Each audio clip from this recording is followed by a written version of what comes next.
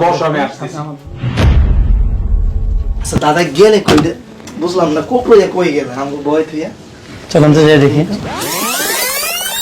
হুজুর, আপনার কাছে জানতে চাচ্ছি যে বর্তমানে ইসরায়েলি পণ্য বয়কটের একটা ডাক চলছে, এই ব্যাপারে আপনার মতামত।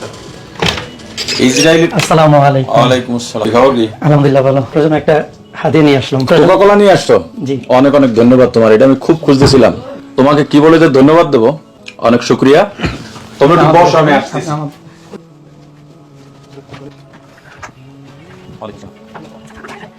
তারা তো দেখা গেছে এগুলো নিয়ে খুব কঠোর। এখন আপনি দেখি যে ইসরায়েলি পণ্য নিয়ে আসছেন, এদিকে হুজুর খুশি হয়ে গেলেন, বুঝলাম না কিছু। আমিও তো বুঝতেছি না, আমি তো মনে করলাম যে এটা দেখার পর হুজুর রাগ হয়ে যাওয়ার কথা, কিন্তু দেখলাম হুজুর আশ্চর্য হয়ে গেলাম যে হুজুর তো খুশি হয়ে গেল। আচ্ছা দাদা গেলে কই বুঝলাম না, কোকড়ে কই গেলে আমাকে বয় থুইয়া?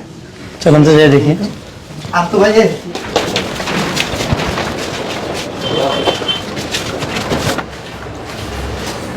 ইসরায়েলি পণ্য জারস টাকা দিয়ে তোর কেনা যাবে না, একজনে হাতি আনছে ভালোই হয়েছে। এটি বাথরুমই মানায়, কেউ কিনবে না এখন। এটি দিয়ে বাথরুম পরিষ্কার করা হইবে, এটি হারপিকের থেকেও বেশি পরিষ্কার হয় না। দারুণ, এটা একটা ভালো টেকনিক, একবারে পক্ষ কাটি।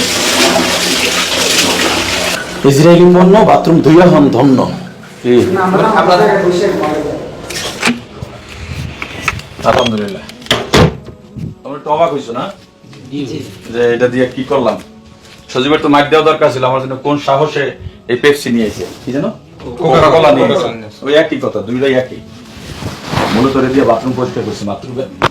মার্কেটের বাথরুমটা অনেক ময়লা ছিল, মানুষজন আসে কষ্ট করে, তো এখন এটা তোমার সে কেনেও না। কেনে ইসরায়েলি পণ্য মুসলমানের জন্য বর্জন করা এটা কোনো আবেগের বিষয় না, এটা ইমানি দায়িত্ব।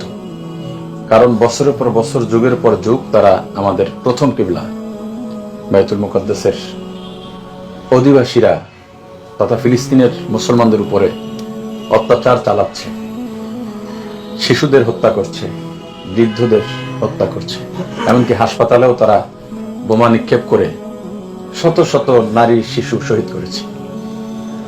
ওদের প্রতি কোনো ধরনের মানবতা দেখানো এটা কোনো ভদ্রতা না। যার সাথে কঠোর হওয়া তার সাথে কঠোর হতে হবে, যাকে ভালোবাসা দেওয়ার তাকে ভালোবাসা দিতে হবে। এজন্য সবার আওয়াজ তুলতে হবে, ইসরায়েলি পণ্য বয়কট করতে হবে। সবাই কি একমত? ইসরায়েলি পণ্য বয়কট করে